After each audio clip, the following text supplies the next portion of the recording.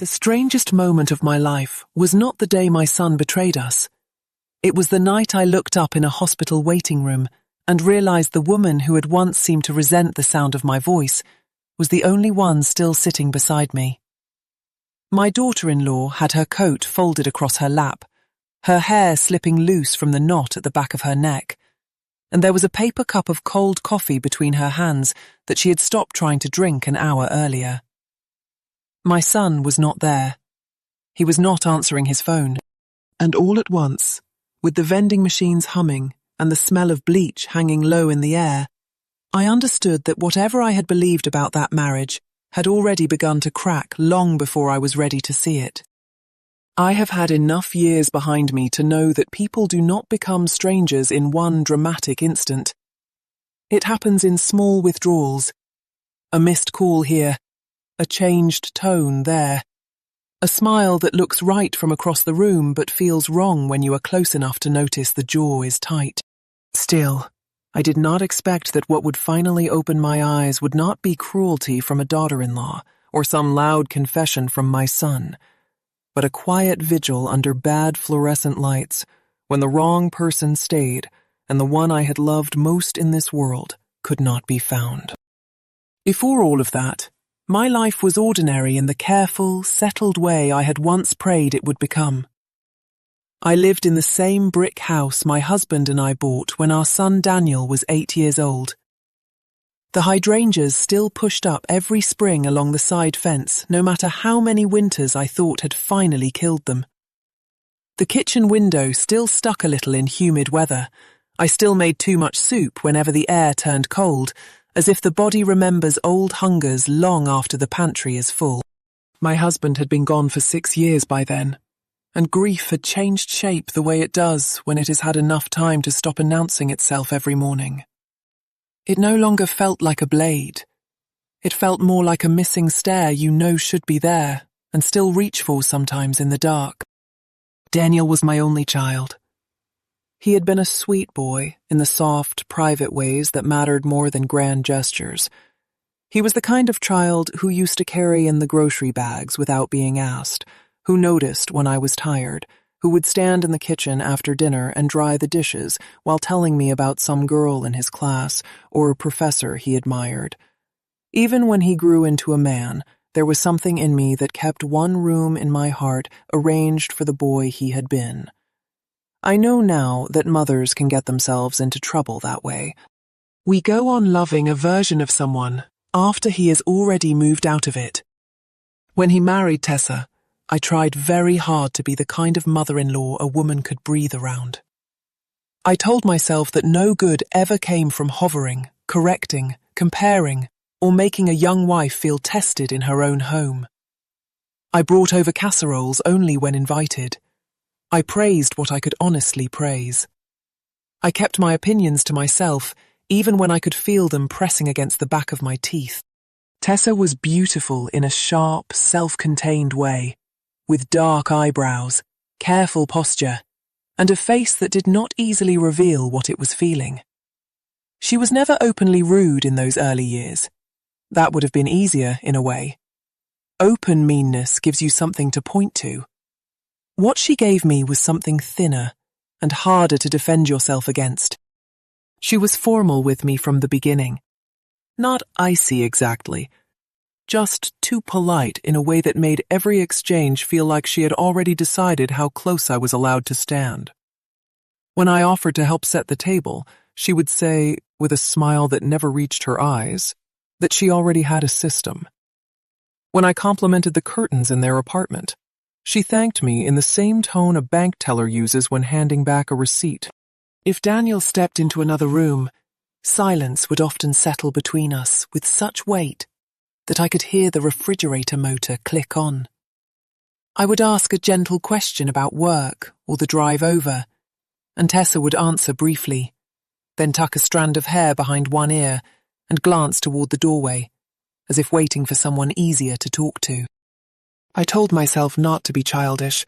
Not every woman is warm by nature.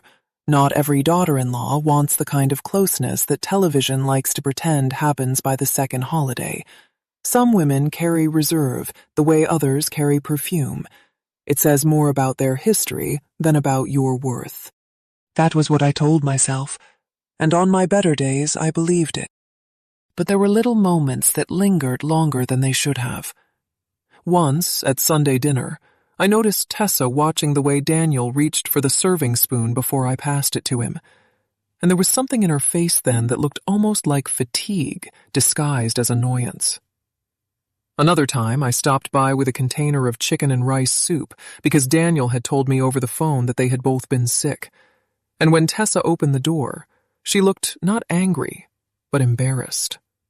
Her cheeks went pink. Her apartment was spotless in that unnatural way homes become when cleaning has less to do with tidiness and more to do with trying to keep panic under control. I remember hearing the washing machine running, though there could not have been more than 2 towels in that place. Daniel came to the door behind her and kissed my cheek too brightly. He thanked me 3 times for the soup. He said they were just tired and had been eating badly and letting things pile up. Tessa stood with one hand on the door edge, not looking at either of us. At the time, I thought she disliked me so much that even a pot of soup felt like an intrusion. Later, I would remember that moment differently. Later, I would think about the sharp smell of bleach, the over-neat counters, the way Daniel kept speaking for both of them, and I would wish I had listened more carefully to what was wrong, instead of only to what felt personal. Our family dinners became less frequent over time, and when they did come, they often arrived late. Daniel always had a reason: traffic, work, a last-minute errand. Tessa never offered one. She would slip out of her coat, smooth the front of her sweater, and go straight to the bathroom, as if she needed 60 seconds alone before stepping into whatever version of family we were still pretending to be. When she came back, she would sit neatly, thank me for the meal, and eat very little. Daniel talked enough for both of them. He still had that easy, likable way about him, the kind that fills space before anyone notices there is something in it worth questioning. There were evenings when I saw the old boy in him so clearly that my heart relaxed against my own better judgment. He would praise the roast beef the way his father used to. He would rinse his plate without being asked. He would kiss the top of my head on the way out and tell me not to stay up too late. Then there were the other moments, quieter ones, when something did not land right. He would look at his phone and turn it face down too quickly. He would ask if I still kept the extra checks in the drawer by the desk, as if it were an idle question. He would mention a car repair or an insurance increase, with the careless tone of someone dropping bait into a pond he knows well. The first time he asked me for money after he married Tessa, he did it with such embarrassment that I did not hesitate. He said a payment had bounced because of a payroll delay at work, and he needed a short-term loan just to bridge the week. He stood in my kitchen while I wrote the check, rubbing the back of his neck the way he used to when he was nervous as a teenager. He said, "Mom, please do not mention this to Tessa. She is already stressed, and I do not want her to think I cannot handle one rough patch."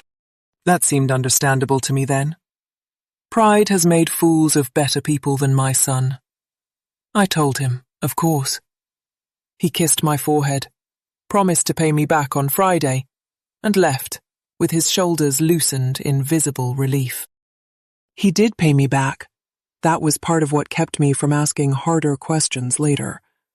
Not long after that, there was another small emergency, then another. Nothing ruinous.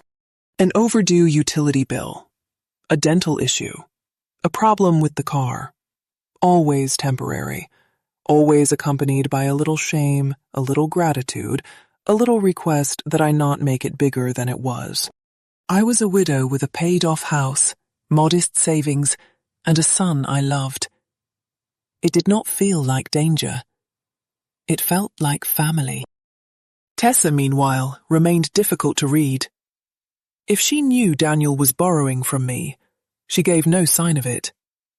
If she did not know, there was still something strained in the way she moved through those dinners, as though the room itself made her tired. Once, after a meal, I walked into the kitchen and found her standing alone at the sink, staring out into the dark yard with her hands braced against the counter. I asked if she was all right. She turned too fast, as if I had caught her doing something secret. Then she said she was fine, just a headache, and smiled with that same thin, careful politeness. But there were tears in her eyes that had not yet fallen. I thought then that perhaps she and I had made the same mistake from opposite sides. I thought perhaps she believed I was judging her, while I had been assuming she disliked me. I almost touched her arm. I almost said something softer than, "Are you sure?" But Daniel came in just then, cheerful and loud, and the moment folded itself back up before either of us could open it properly. There was one Sunday in late October that returns to me more clearly than others. The sky had gone dark early, and the whole house smelled of onions and thyme from the pot roast.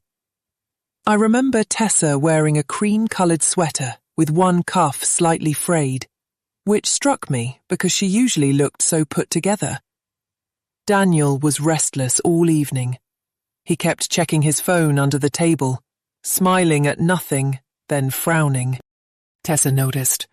I could tell by the way her fork touched her plate too carefully, like someone trying not to make a sound in a house where a baby has finally fallen asleep.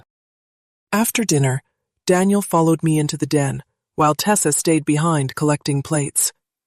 He leaned against the bookshelf and said, too casually, that things had been tight again.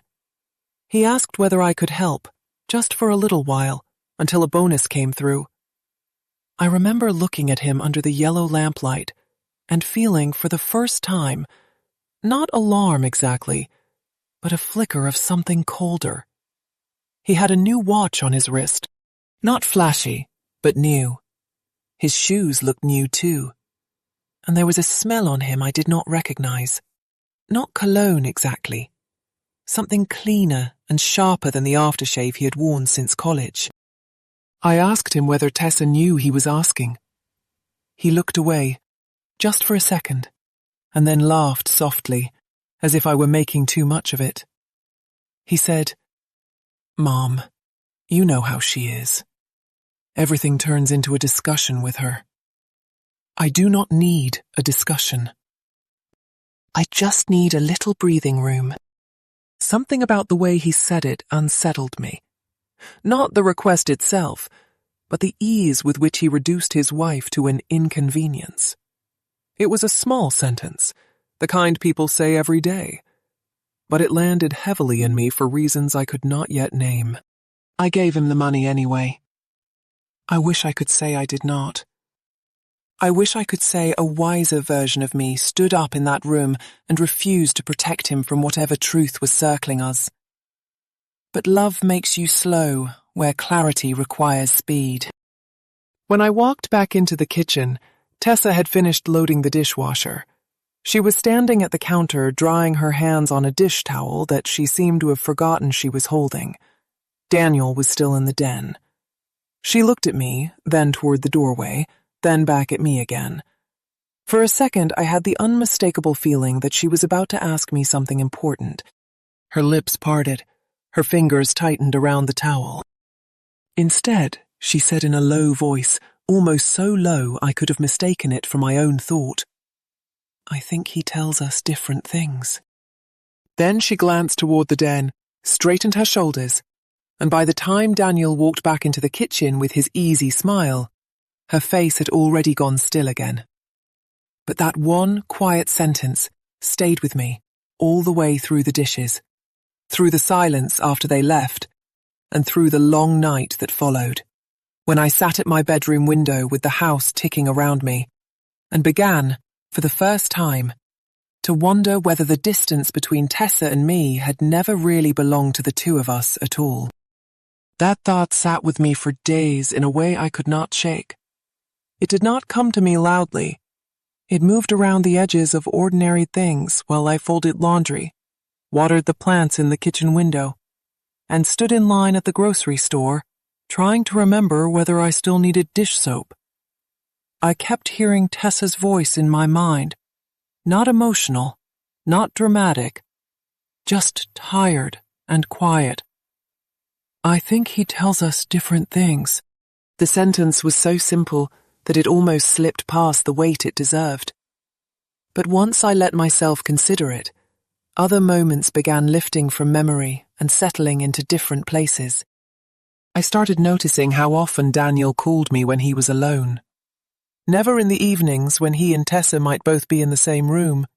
Never on speaker. Never with the easy, unguarded tone of a man making a simple family check-in.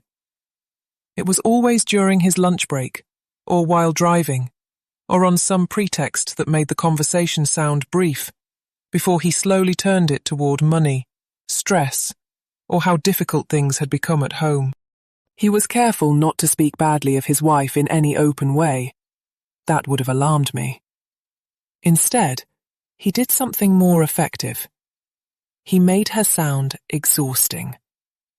He painted himself as patient, overworked, and quietly misunderstood. And because he was my son, and because I had known the softness in him once, I let sympathy fill in the gaps where skepticism should have gone. A week after that Sunday dinner, he called to ask if I had a little extra to spare until the end of the month.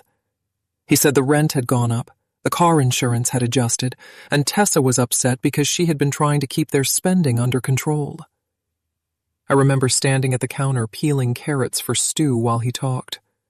Rain was tapping softly against the window, and the kitchen felt dim even with the light on. I asked him whether work was still promising that bonus he had mentioned. There was a pause on the line, small but noticeable, and then he said it had been delayed. I do not know what made me ask the next question. Perhaps it was nothing more than age finally teaching me to respect the small discomforts I used to overlook. I asked him, as evenly as I could, whether he and Tessa were in some kind of real trouble. He gave a short laugh that sounded more practiced than amused. Then he said, "Mom, no, nothing like that. We're fine. Tessa just gets anxious. If she knew I was calling you, she'd turn it into something bigger than it is." There was that phrase again. She'd turn it into something. She was the source of tension. She was the one who complicated, overreacted, discussed. He never called her cruel. He never needed to. By the time he hung up, I had already agreed to help. But after I set the phone down, I stood for a long time looking at the carrots on the cutting board, as if I had forgotten what I was doing. A few days later, Tessa called me for the first time in months without Daniel involved. Seeing her name on my phone startled me enough that I let it ring twice before answering. Her voice, when I picked up, was measured and polite as always. She asked whether I happened to have Daniel's old lasagna pan, the deep ceramic one I had given them after the wedding. The question was so ordinary that it almost felt staged, though not by her. I told her I did not. Then there was a silence. I waited for her to say what she had really called to say. Instead, she asked how I was doing. I told her I was fine. She said she was glad. Then she thanked me for dinner the previous Sunday and added, after another pause, that Daniel had seemed in a better mood afterward. I told her I was happy to hear that. Neither of us spoke for several seconds. The silence between us no longer felt cold. It felt crowded. Finally, I asked whether she was all right. She exhaled very softly, and for a moment, I heard something in that sound that reminded me of the hospital waiting room I had not yet sat in. She said she was just tired. She said work had been busy. She said marriage was more expensive than people warned you it would be. Then she stopped. I could almost feel her deciding what not to say. When she spoke again, her tone had gone careful. She told me Daniel worried about disappointing people. She said sometimes he tried to fix things before admitting they needed fixing. It was not an accusation. It was the kind of sentence a woman says when she has been carrying too much by herself and no longer knows how to put it down without appearing disloyal. I asked whether they needed help. She answered too quickly, "No." Then, in a slower voice, she said they only needed honesty and a little time. Before I could ask what that meant, she said she had to go. When the call ended, I sat down at the kitchen table and stared at the salt shaker, the fruit bowl, the folded dish towel, all the little objects of a normal afternoon, and felt something inside me shift another inch out of place. I wish I could tell you I acted with wisdom then, that I called Tessa back, invited her over, and asked her to tell me everything. But family loyalty can make a person timid in ways that look like kindness from the outside. I told myself not to interfere. I told myself that young marriages have private weather, and that not every storm means collapse. Mostly, if I am honest, I told myself that if I did not ask harder questions, I would not have to hear answers that changed how I saw my son. Then came Thanksgiving. I had always loved that holiday more than Christmas. It asks less of people. A good meal, a warm kitchen, enough chairs, enough grace to get through an afternoon together. I had the table set by noon, with my mother's cream-coloured serving platter in the centre, and the little brass candle holders I only brought out in November because their light always seems softer in that season. I made too much, as I always did. Sweet potatoes with pecans, green beans, turkey, dressing, cranberry relish Daniel had loved since he was small. The house smelled of sage and butter and roasting onions. It should have felt comforting. Instead, I had that strange tightness in my chest that sometimes comes before bad weather, when the air itself seems to know more than you do. They arrived 20 minutes late. Daniel came in first, carrying a pie box and speaking loudly, as if volume alone could turn lateness into charm. Tessa followed him more slowly. She looked pale beneath her makeup. Her coat hung looser on her than I remembered, and when she bent to set down the bottle of wine she had brought, I noticed the faint tremor in her hand. She caught me seeing it, and immediately tucked that hand beneath the other. We got through the first hour on surface conversation. Work, traffic, the price of groceries, a neighbor of mine whose dog had escaped twice that month. Daniel kept talking, filling every silence with some story or joke before it had time to settle. Tessa smiled when appropriate, but the expression looked expensive on her, as if it cost more energy than she had to spare. Twice I noticed Daniel glance at her with something sharper than irritation in his eyes. Not enough for anyone else to remark on, just enough for me to feel it. When we sat down to eat, he complimented everything too enthusiastically. Tessa barely touched her plate. I asked if she was feeling all right, and before she could answer, Daniel said she had not been sleeping well because she had been obsessing over bills. He said it with a little laugh, like a husband gently teasing a wife for being overly serious. Tessa lowered her eyes to her plate and said nothing. The fork in her hand made a small, neat sound against the china, and something about that sound went through me. After dessert, Daniel stepped out onto the porch to take a call. He said it was work, though it was Thanksgiving evening and his office had been closed since Wednesday. Tessa stood in the kitchen rinsing plates while I wrapped leftovers. For a while, neither of us spoke. Then she asked, without looking at me, whether Daniel had seemed stressed lately when he came by himself.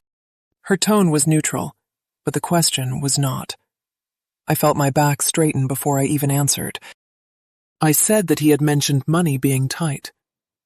She turned off the tap and went still. Not dramatically, not in a way anyone would notice from across a room, just still in the way a person goes still when pain arrives exactly where she expected it to. Then she dried her hands very carefully and asked, still facing the sink, whether he had borrowed from me.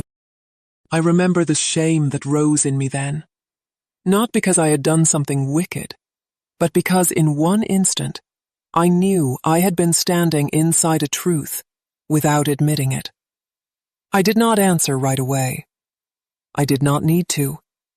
Tessa turned and looked at me, and there was no triumph in her face, no vindication, only a tired sort of grief. She nodded once, as if I had confirmed something she had already been trying not to believe. She told me, in a voice so controlled it broke my heart more than crying would have, that Daniel had been telling her he was covering certain expenses from overtime and a year-end incentive. He had made her feel guilty for asking too many questions. He had said she did not understand the pressure he was under. He had told her they would catch up soon, if she would just stop panicking and trust him. Then she said the line I have never forgotten. She said, "I thought he was borrowing peace from you and lying about it to me. I did not know he was borrowing money, too." I sat down at the kitchen table because my knees had suddenly lost confidence in the floor. The dishwasher hummed behind us. Somewhere outside, a car door slammed on the street. I asked her how bad things were. She gave a short, humorless smile and said she no longer knew which version to answer. The one he gave me, or the one that appears in the mail? It was the first time she spoke to me without that hard layer she always seemed to keep in place. Underneath it, I found not dislike, but exhaustion. Not contempt, but humiliation. She told me bills had been arriving that did not match what Daniel had said he was paying. She had found one credit card statement he claimed belonged to an old account, then another she had never seen before. There were restaurant charges, cash withdrawals, subscriptions he brushed off as work-related. When she pressed him, he either became tender and apologetic or wounded and irritated, depending on which response would end the conversation faster. Listening to her, I felt something inside me beginning to split cleanly down the center. On one side was my son as I had known him. On the other was the man his wife was describing so calmly that I could not dismiss her as dramatic, even if I had wanted to. I asked her why she had never told me. She looked at me then with such plainness that I had no defense against it. She said because every time she tried to bring something up, Daniel had already told her I thought she was difficult. She said he told her I believed she was controlling, suspicious, and too hard on him. He had made her feel that if she came to me, she would only confirm the worst thing she already feared about herself. Then, after the smallest pause, she admitted that he had also told her I disliked her from the first day.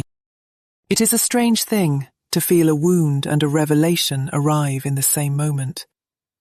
I thought of all those meals, all those careful exchanges, all the times I had assumed her reserve was personal rejection.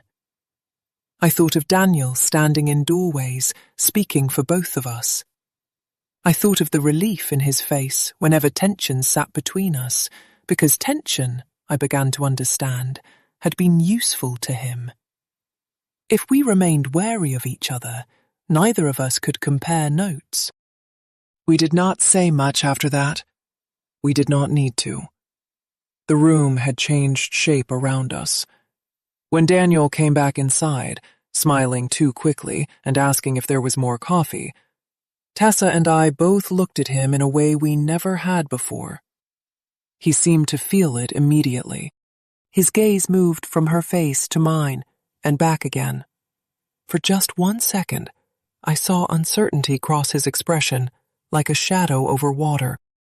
He asked whether everything was all right. Tessa picked up a dessert plate and said, very calmly, that we were just talking about bills. It was such a simple sentence, but I watched the color leave his face by degrees. He recovered quickly, of course. Daniel had always been good at recovering quickly. He laughed, rolled his eyes a little, and said, "There she goes again, worrying over numbers on a holiday." The old version of me might have let that sentence do its work. The old version of me might have rushed to smooth the tablecloth over the lump that had risen beneath it. But I had looked into Tessa's face and seen the cost of being made to feel unreasonable, while reality kept bruising her from below. So I asked him, in the same calm tone she had used, which numbers he meant. He blinked. Then he smiled. Then he said we could discuss it later. That was when I understood, with a clarity that made me cold all over, that later was the place he had been hiding us in for a very long time. And as he stood there, reaching for his coffee mug with steady hands and that pleasant expression still arranged on his face, I realized I was no longer afraid of hearing the truth. I was afraid of how much of it there might be. I do not remember what the coffee tasted like that night. I only remember the way Daniel held the mug without drinking from it, as if he needed something in his hand while he decided which version of himself to become. There had always been several: the affectionate son, the tired husband, the overworked provider, the man unfairly cornered by anxious women asking too many questions. I had seen all of them by then. What I had not yet seen, clearly enough, was the one who could move between those selves without feeling the weight of what it cost anyone else. He set the mug down and gave that soft little exhale he used when he wanted to suggest that other people were being emotional and he was about to be patient. He said he did not want to do this on Thanksgiving. He said some things had been tighter than expected and he was trying to manage them without burdening everyone. He said Tessa had a way of catastrophizing normal problems. Then he looked at me, not her, and added that he had only asked me for temporary help because he knew I understood how stressful marriage could be in the beginning. I heard the old invitation in that sentence. Come stand beside me. Come be the reasonable one. Come help me calm her down. It had probably worked many times before in smaller ways, but something in me had shifted too far to settle back where it had been.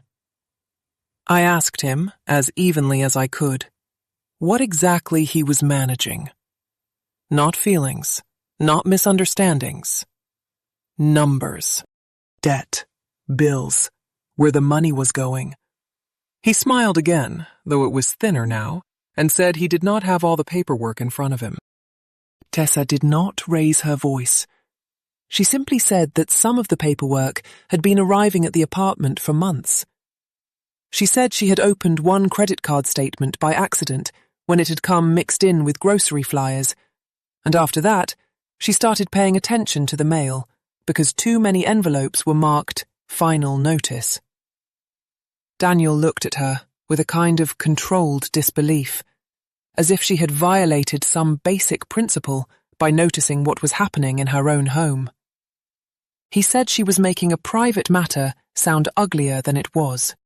Tessa answered that secrecy was what had made it ugly. There are moments in life when you feel the truth not as a sentence, but as a pattern. That was what I felt then. Not a single lie, but a way of living that depended on keeping two women in separate rooms of the same house, handing each just enough information to keep the walls standing. I saw, all at once, how useful it had been for Daniel that Tessa thought I disliked her, and that I thought Tessa was difficult. Suspicion, he must have known, is easier to manage than solidarity. If she felt alone, and I felt shut out, he remained the bridge between us. And the bridge, I was beginning to understand, was charging a toll on both ends. He left earlier than usual that night. He claimed he needed to get up early for work the next morning, though it was the Friday after Thanksgiving, and his office would not be open. Tessa carried her purse to the car, but did not look at him while he unlocked it. Before she got in, she turned back toward my porch. She did not wave. She did not smile. She only held my gaze for a second, in a way that felt less like farewell than recognition. Then they drove away together, and I stood at my front door in the cold, listening to the last of the dishes cooling in the sink behind me, with the strange sensation that my family had just stepped over a line none of us would be able to uncross. The next morning, I pulled out my check register, my online banking records, and every little note I had made when Daniel borrowed money. I had never thought of myself as naive.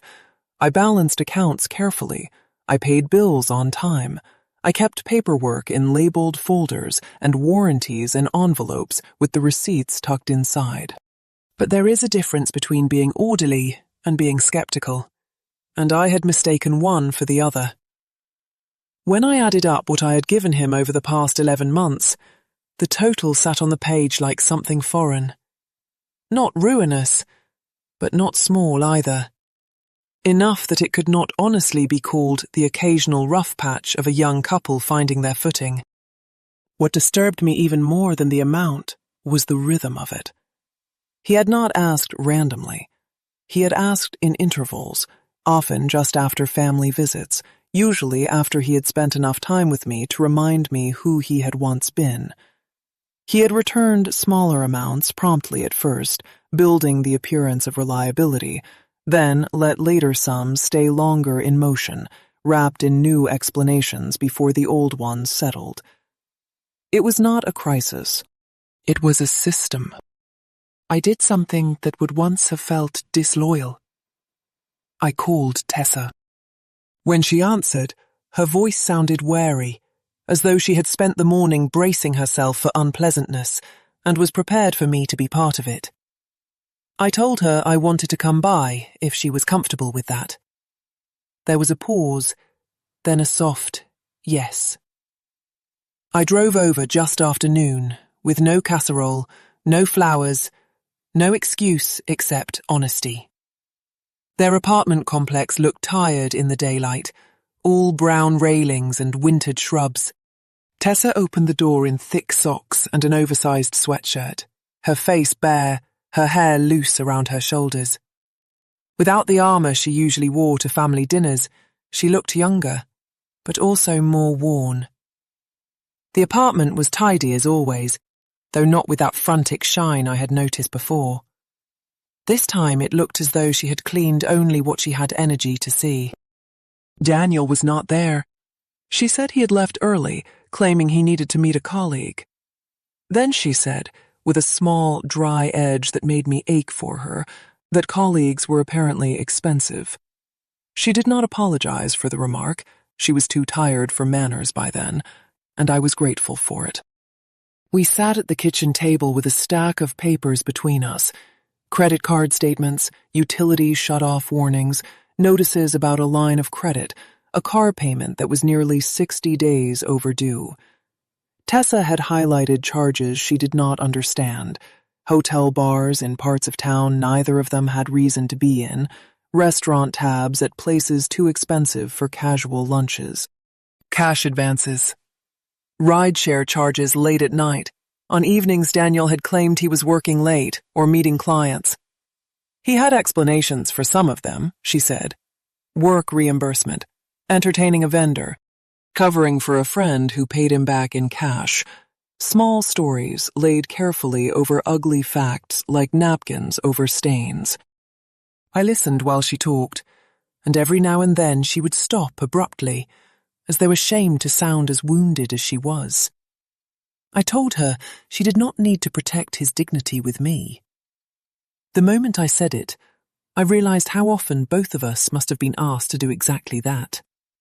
Protect him from consequences. Protect him from embarrassment. Protect him from the full shape of what he had done by accepting explanations designed only to buy him more time. Tessa reached for a water glass and said she had started having trouble sleeping in August.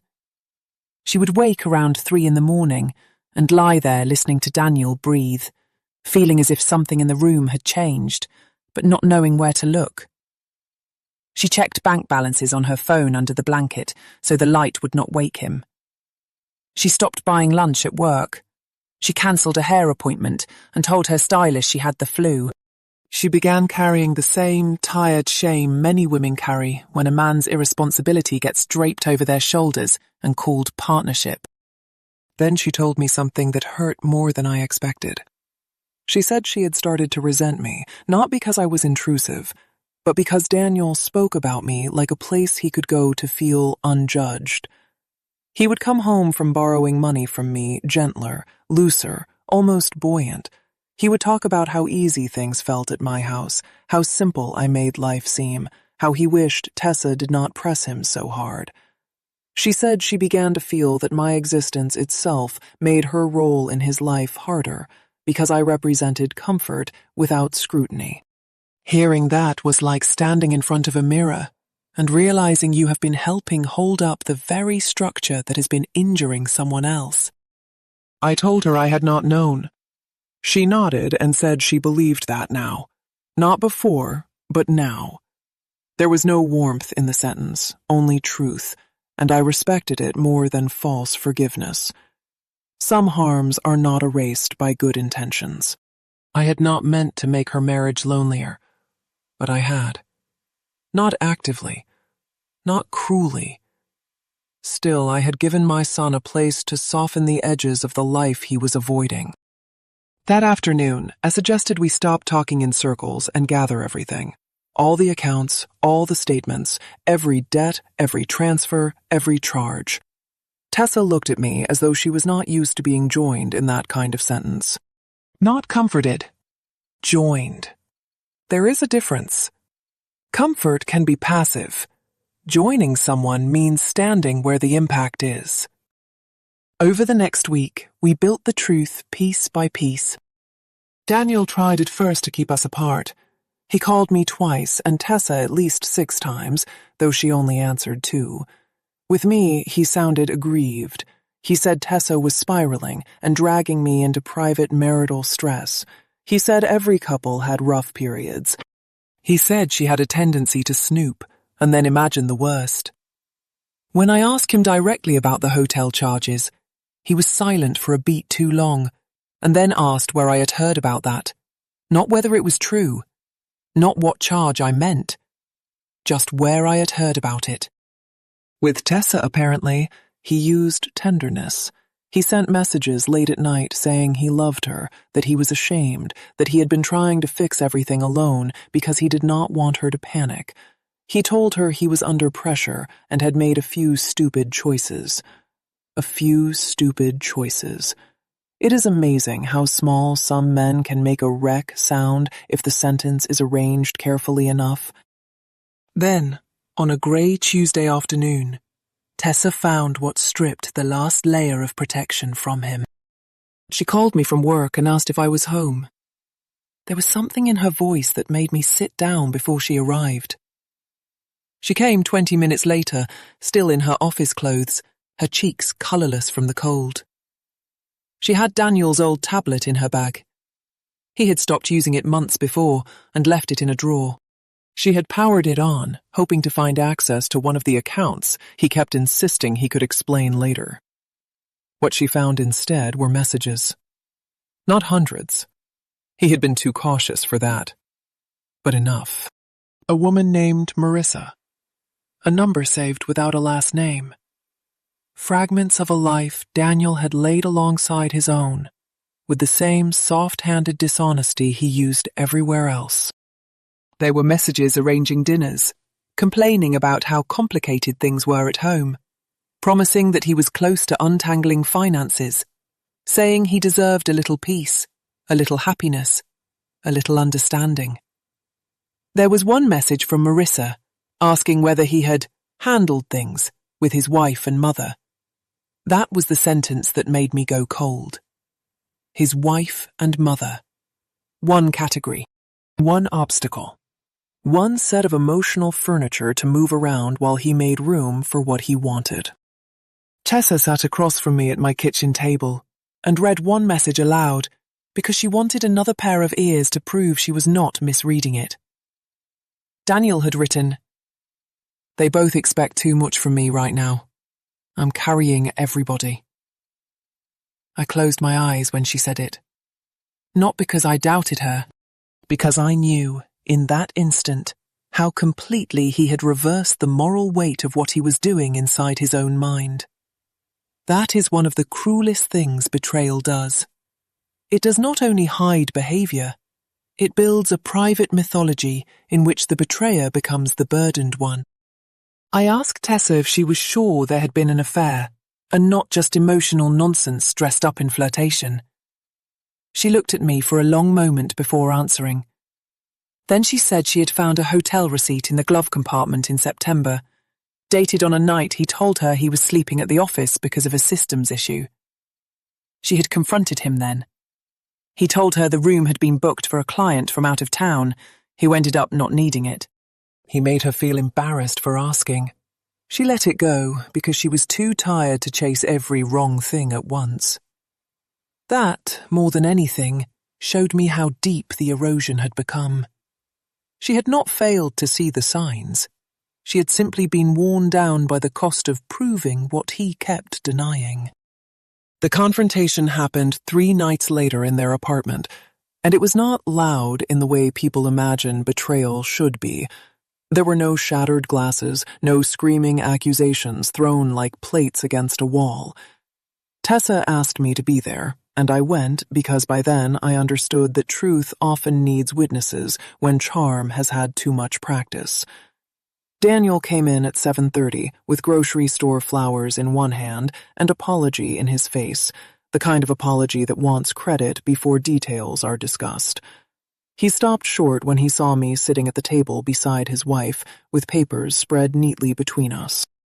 For a moment he looked almost young again.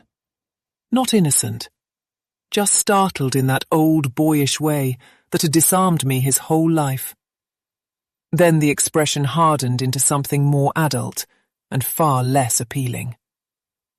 He asked, very quietly, what this was.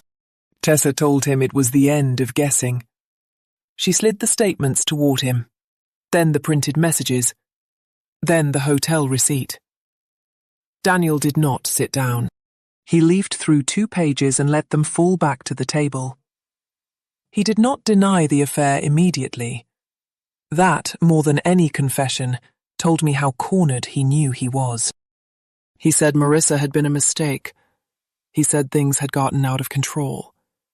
He said he had been under pressure from every direction and had not known how to breathe in his own life anymore. Then he looked at me, and with a bitterness that seemed to surprise even him, he said, "You both always needed something from me." The room went very still after that. It was not the most dramatic sentence he could have said. It was worse. Because inside, it was his whole belief. That our trust was need. That his marriage vows were pressure. That honesty was a demand placed on him by difficult women. In that one line, the last of my confusion drained away. He was not a good man who had made a series of frightened mistakes. He was a man who had grown accustomed to taking what comfort he wanted from women and then calling them heavy when they expected truth in return. Tessa did not cry. I did not either. Some pains move past tears and become a kind of clean interior silence. Daniel kept talking, but the words no longer had their old effect. I could hear the structure of them now. Self-pity where remorse should be. Exhaustion where accountability should be. Vague language where numbers belonged. When he realized neither of us was moving toward him, his voice sharpened. He said we were ganging up on him. He said no one understood what he had been carrying. I surprised myself by standing. My knees felt weak, but my voice did not. I told him I finally understood exactly what he had been carrying. Not us. Lies. Debt. Entitlement. 2 versions of the truth and a third life built in the space between them. I told him he had mistaken our love for permission. He opened his mouth as if to argue, then closed it again. Perhaps there are some sentences a son never expects to hear from his mother, and when he does, language fails him. He left without the flowers. After he was gone, Tessa sat down on the edge of the sofa and pressed both palms over her face. I stood in the middle of the apartment looking at the closed door. listening to the refrigerator hum and the faint traffic outside, and felt the whole arrangement of my life shift into a shape I had never asked for. I no longer knew where my son was heading that night, whom he would call first, what he would say about us when he needed sympathy from someone new. But for the first time, I also knew that whatever story he told next, he would not be telling it into separate rooms. And as Tessa lowered her hands and looked at me with eyes that were dry but finally undefended, I understood that the truth had done what years of family dinners never could. It had made us impossible to divide. In the days after that, the silence was almost more exhausting than the confrontation had been. Not peaceful silence, not the kind that lets a person rest. This was the silence that comes after a wall has cracked, and everyone is waiting to see what else in the house was built around it. Daniel did not come home the first night. He sent Tessa 2 messages just after midnight, one saying he needed space, and another saying he hoped she was not poisoning me against him. When she showed me that second message the next morning, I felt something inside me go very still. Even then, with the truth laid bare in receipts and charges and borrowed money and another woman's name, he still wanted the damage to be a matter of influence, not of consequence. He still wanted to believe that if we saw him clearly, someone else must have turned the light on. Tessa took a leave of absence from work for 3 days, not because she was fragile, but because practical ruin is work of its own. We sat at her kitchen table with legal pads, envelopes, passwords, coffee that kept going cold, and the low mechanical sounds of a building full of people living ordinary lives above and below us. It is a strange thing to untangle betrayal in the middle of domestic routine. Someone downstairs vacuumed. A child ran down the hall and laughed. The mail came at 11:20, and every time we heard the slot downstairs clang, both of us tensed before either of us moved. Pain does not stop the clock. It has to make room for it. We began where we could. We separated what was immediate from what was merely ugly. The overdue rent was immediate. The car note was immediate. The line of credit attached to furniture Daniel had insisted they could afford was ugly, but not urgent in the same way. I contacted my bank and documented every transfer I had made to him. Not because I believed I would necessarily recover it, but because I had finally learned that memory is not enough once truth starts defending itself against charm. Tessa called 2 credit card companies. I helped her make a list of accounts that were solely hers, accounts that were joint, and accounts he had opened or used in ways she might later need to dispute. It was not dramatic work. No music swelled behind it, but there was something almost sacred in the steadiness of it. We were no longer waiting for him to explain our lives back to us. The wider family began hearing pieces of it by the weekend. That was inevitable. My younger sister called first because Daniel had reached out to her in tears and said his marriage was collapsing under stress and that Tessa had become impossible to reason with. He also told her I had always favoured his wife's side once conflict began. That last lie would have been laughable if it had not been so revealing. Even cornered, he was still arranging emotional furniture, still trying to stand in the middle of a room and tell everyone where they ought to sit. My sister, who had known me for 68 years and did not confuse softness with stupidity, asked quietly whether any of that was true. I told her no. Then I told her enough of the truth that she went silent for so long I thought the call had dropped. By Sunday, Daniel's aunt knew. Then his cousin. Then 2 people from church who had watched him grow up from a bright-faced little boy into a handsome man with easy manners and a smile that had opened many doors for him. No one needed a public spectacle. There was no grand announcement. No humiliating exposure arranged for punishment. The truth did what truth tends to do once enough of it exists in writing. It moved outward on its own. When people asked careful questions, I answered carefully. When they asked whether it was really that bad, I said it was worse in quiet ways than loud ones. I said that debt can be survived, and even infidelity can be named. But the most damaging part had been how deliberately he had kept two women from trusting each other, so he could keep living unexamined in the space between us.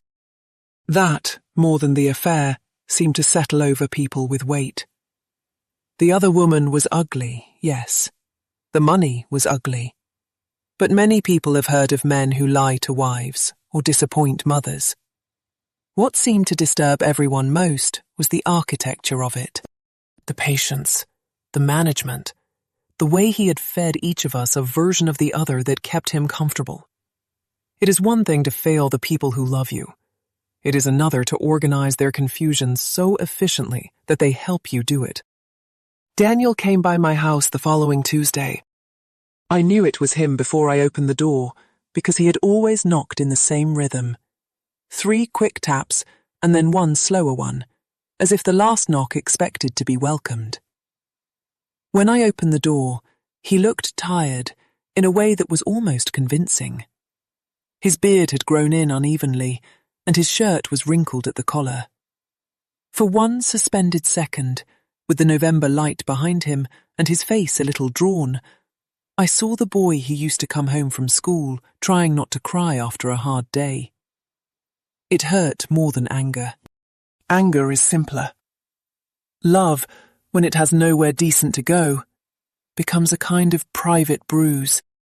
He asked if he could come in. I said no. Not coldly, just plainly. He blinked, as if he had not prepared for that answer. Then he asked whether we could at least talk on the porch. So we stood there with the dead geranium pot by the rail and the wind moving through the bare branches over the driveway, and my son tried one last time to tell me who he was. He said things had gotten away from him. He said he never meant for any of it to go this far. He said Marissa had happened during a period when he felt unseen, and the money issues had spiraled because he kept believing one good month would fix what the last bad month had damaged. There was truth in some of that, I am sure. People do not usually lie best by inventing whole worlds. They lie by bending real discomfort into permission. He had felt pressure. He had felt shame. He had felt trapped by the image of himself he wanted to maintain. But none of that changed what he had done with those feelings. Then he said something that made the last softness in me stand up and leave the room. He said Tessa had always been hard to live with.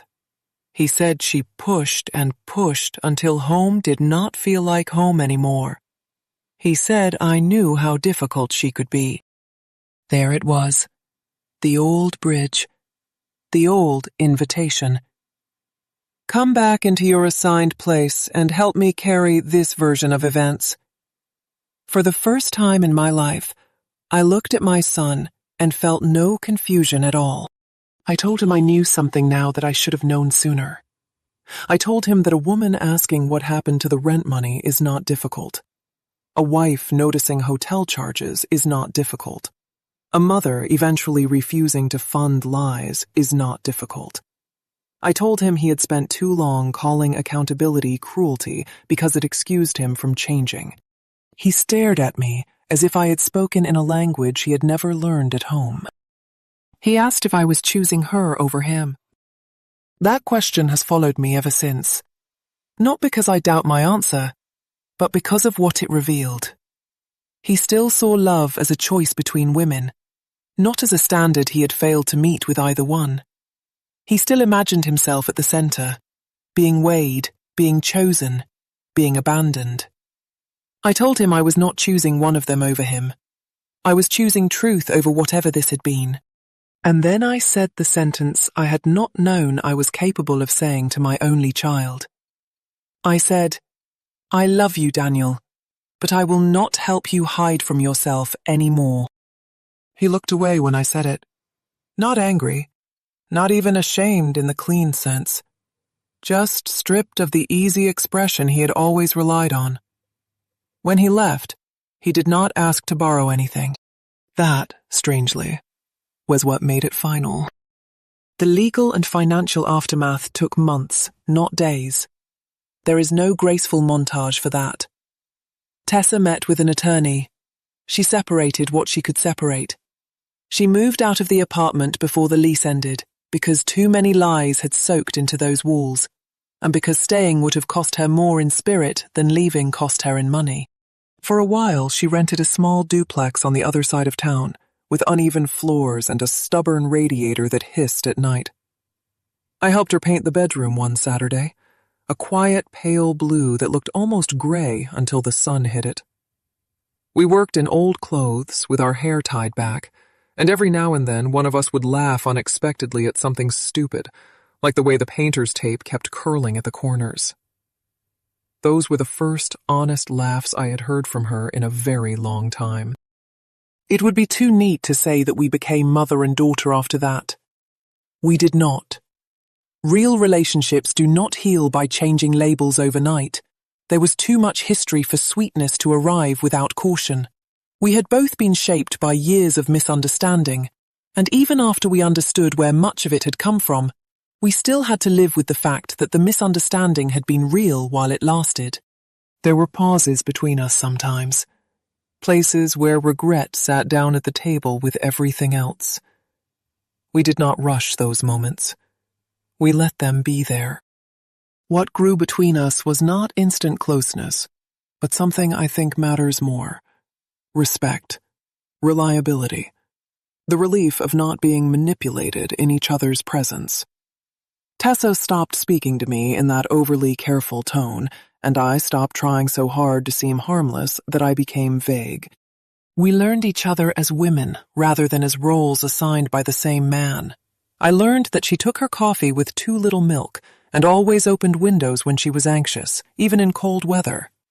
She learned that I go quiet when I am hurt, not because I am withholding, but because I was raised to think dignity meant enduring first and naming later. These are small things, perhaps, but small truths are how trust is rebuilt after large lies. There were nights, of course, when grief caught me off guard. A mother does not stop being a mother because her son has behaved badly. I would find one of Daniel's old school pictures in a drawer, or hear a young man laugh in the grocery store with the same loose confidence he once had, and a sorrow would pass through me so cleanly it almost took my breath. Not just sorrow for what he had done, but for what had gone wrong in him without my seeing it clearly enough. I had to learn, slowly, that love is not measured by how much damage you can continue absorbing from someone. Sometimes love has to stand far enough back to stop confusing rescue with devotion. He called less over time, then rarely. Last I heard, he was living in a furnished rental across town and had left the company that had once seemed to justify every late night and vague expense. I do not know whether he is happier. I do not even know if happiness is the right question. Some people spend years mistaking freedom for relief, only to discover that what they were trying to outrun was their own reflection once the mirrors cleared. I hope he tells himself the truth one day. I hope, for his sake more than mine, that he learns the difference between being loved and being excused. The night in the hospital waiting room came several months later, after all the hardest facts were already known. I had slipped on wet tile at the grocery store and fractured my wrist badly enough to need surgery because the bone had shifted.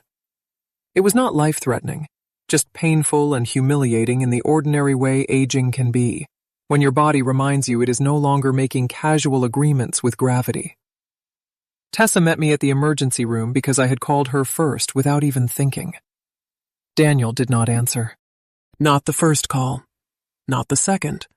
Not the message I left trying to sound calmer than I felt. So there we were, under fluorescent lights in the middle of the night, waiting for a surgeon who was delayed in another wing. My wrist throbbed in its temporary splint. The air smelled faintly of disinfectant and stale coffee. Tessa sat beside me, with her coat over her knees and a paper cup cooling in her hands, tired and quiet and unmistakably present. Every so often, she asked if I needed anything. Water, another blanket, a nurse, and each time I said no, what I really meant was that what I needed had already been given. Not comfort exactly, not rescue, presence. Honest presence. The kind that does not perform itself. I looked at her then, and remembered all the years I had thought she hated me. Maybe part of her had, at times. Maybe part of me had resented her too. But hate had never really been the truest word. We had been living inside distortion. Once the distortion broke, what remained was two women who had both loved the same man in good faith and had both been made lonelier by his need to avoid himself. There was pain in that realization, but there was also an odd tenderness. Not the tenderness of fantasy, where everything broken becomes beautiful. The tenderness of recognition, of seeing another person clearly after too many years of seeing only through injury. When the nurse finally called my name, Tessa stood up with me and adjusted the strap of my bag on her shoulder as if she had done it 100 times. In that small gesture, there was more family than I had expected to find at the end of all that loss. I do not tell this story because I believe every broken family can be repaired by exposing one liar, or because I think betrayal always leads neatly to justice. It does not. Sometimes truth arrives late. Sometimes money is never recovered. Sometimes the apology you deserve never comes in a form that heals anything. But I have learned that dignity returns the moment you stop cooperating with confusion. I have learned that the people we are taught to fear or resent are not always the people harming us. And I have learned that healing does not always look like getting your old life back. Sometimes it looks like building a different one with someone you once misunderstood.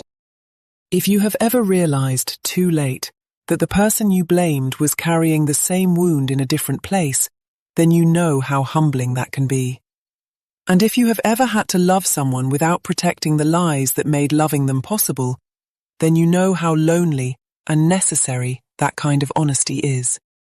Tell me, have you ever discovered that the person you thought was taking someone away from you was actually the only one who truly understood what had been lost?